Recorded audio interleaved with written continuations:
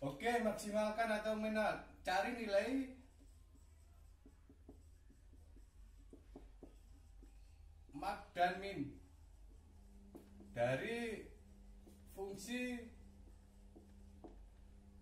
f x y sama dengan y kuadrat dikurangi x kuadrat, oke, pada elip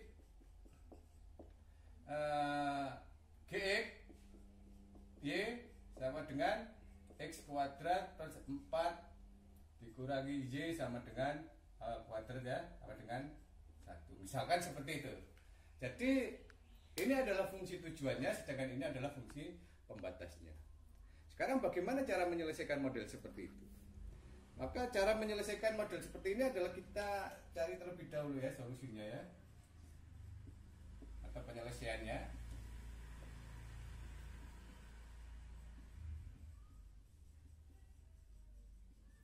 Oke, kalau efeknya itu kan sudah jelas, fx y sama dengan y kuadrat min x kuadrat, maka gx nya kita mencari gx nya. Gx sama dengan x kuadrat 4 min y kuadrat sama dengan 1. Oke ya, sama dengan 1. Maka kita bisa, ini kita kalikan dengan 4 ya, kuadrat min ini dikalikan 4 per 4 ya, berarti 4 y kuadrat per 4, oke ya, sama dengan 1. Nah ini kita kalikan sehingga akan mendapatkan x kuadrat min 4y kuadrat. Nah kemudian kita pindah menjadi 4 sama dengan 0. Oke, itu fungsi pembatasnya. Jadi fungsi pembatasnya itu adalah x kuadrat min 4y kuadrat min 4. Nah, kemudian fungsi gradiennya.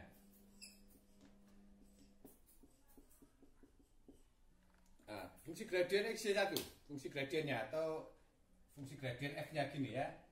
Nah, itu kita bisa mendapatkan dengan menurunkan parsial. Kita turunkan parsial.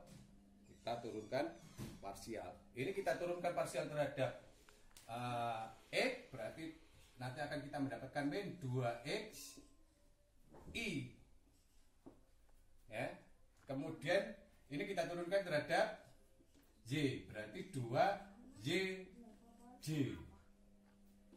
Oke ya. Nah, itu gradien dari f.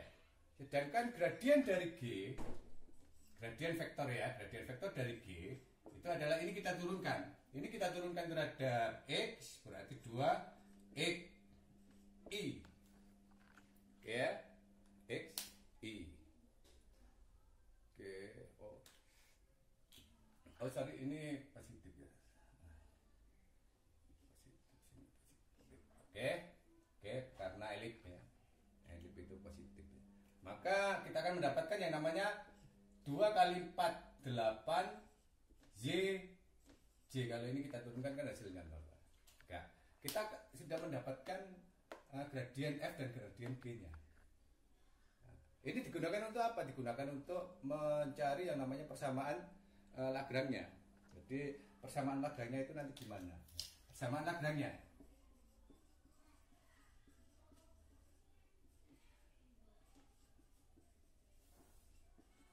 Yang pertama itu ini kita samakan.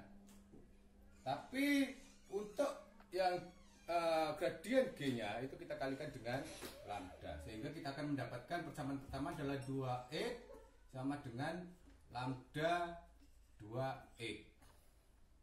Oke ya.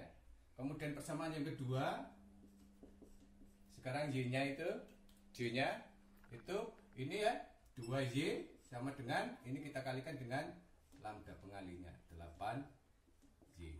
Kemudian persamaan ketiga itu adalah persamaan pembatasnya, yaitu apa? X kuadrat min plus 4y kuadrat sama dengan 4 ya. Oke ya.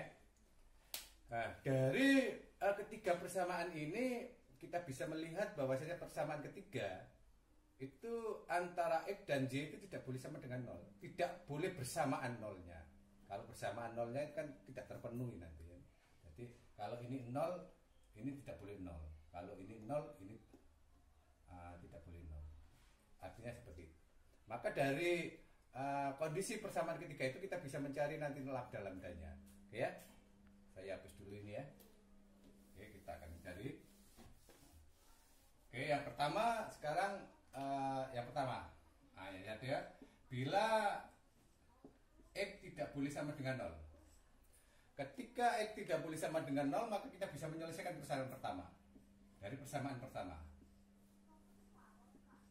Oke ya. Min 2X sama dengan lambda 2X. Maka lambdanya ketemu berapa? Min 2X dibagi 2X sama dengan min 1. Kita mendapatkan lambda min 1. Nah, karena tadi dikatakan bahwasanya ketika X tidak boleh sama dengan 0, maka Y-nya boleh sama dengan 0. Kalau kita itu ya satu ya, dari persamaan ketiga itu ya, persamaan ketiga Y-nya boleh sama dengan 0. Ketika Y sama dengan 0, kita akan mendapatkan nilai X-nya. Jadi X kuadrat plus 4 kali 0 kuadrat sama dengan 4. X kuadratnya sama dengan 4. Maka X-nya adalah plus minus akar 4. Plus minus 2. Ini dikatakan sebagai titik kritisnya.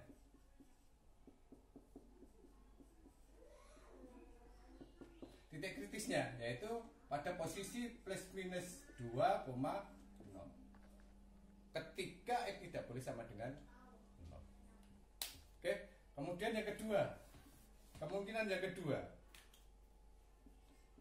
bila Y-nya itu tidak sama dengan 0. Bila Y-nya tidak sama dengan 0, kita bisa mencari dari persamaan kedua.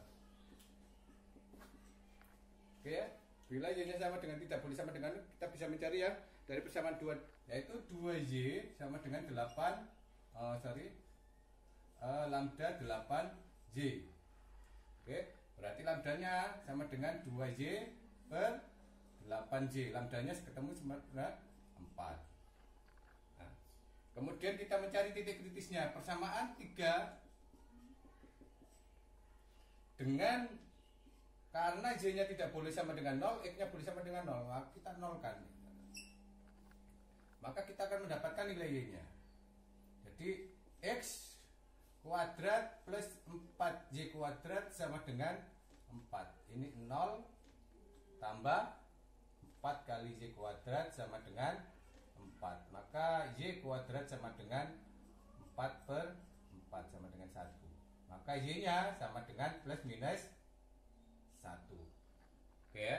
Nah, ini titik kritisnya. Yaitu pada posisi 0 dan plus minus 1. Plus minus 1.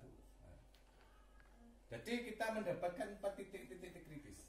Ada 2,0, kemudian min 2,0, kemudian 0,1 dan 0.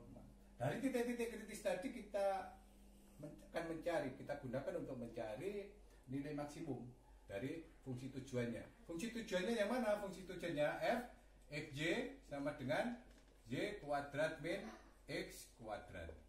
Nah, kita masukkan titik kritisnya tadi. F pertama 2, 0.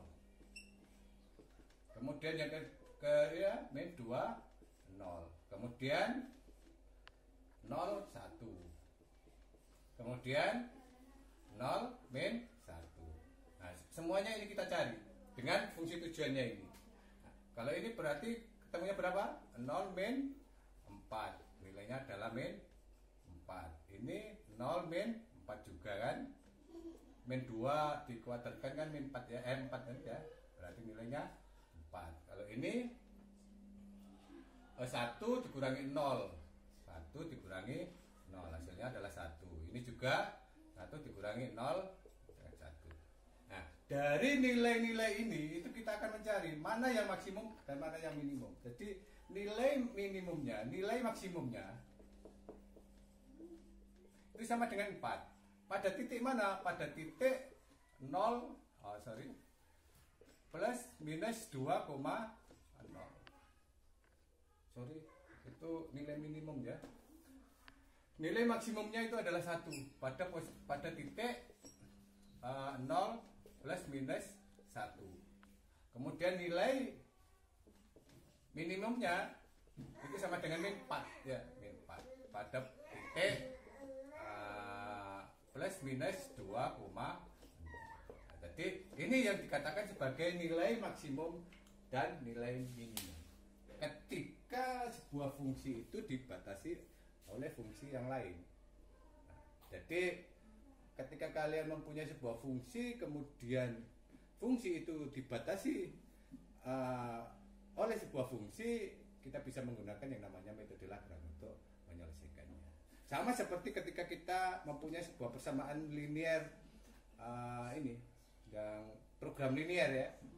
Kalau tujuannya itu, kalau fungsinya itu adalah fungsi linear dengan sebuah batasan-batasan yang linear, maka kita bisa menggunakan program linear untuk menyelesaikannya. Tapi karena fungsi tujuannya ini adalah fungsi tujuannya adalah non linear dengan batasan juga fungsinya juga non linear, maka kita bisa menggunakan metode Lagrange untuk menyelesaikan.